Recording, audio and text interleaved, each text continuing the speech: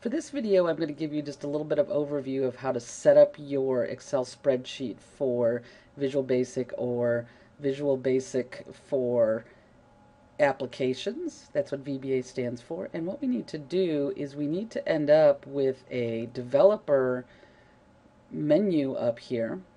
And so we need to install the developer. So how we do that is we click on File.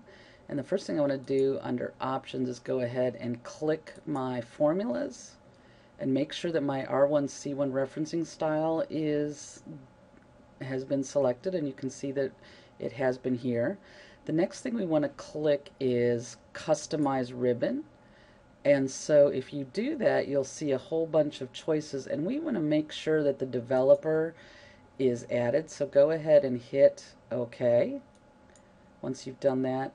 And now you can see our developer is up here in the upper corner.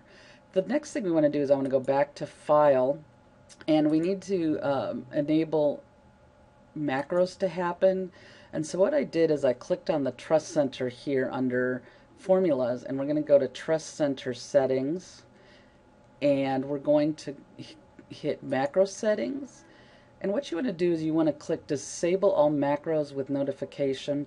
We'll be able to do what we need to do. It'll just ask us if we're sure we want to do macros when it becomes important. So go ahead and hit Disable All Macros with Notification. That's the safest way to keep yourself centered and okay. The next thing we want to do is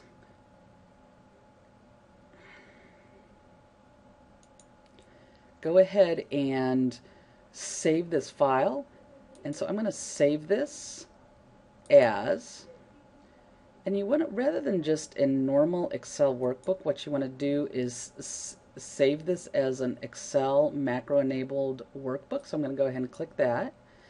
And then I'm going to save it. I'm going to just save it to my desktop for right now. And I'm going to just call it VBA example. Again, notice that I saved it as an Excel macro enabled workbook to be able to get us what we need to allow for macros when we want them to happen. So I'm going to go ahead and save, and with that I'm going to end this video and start the next video by talking about the VBA editor itself.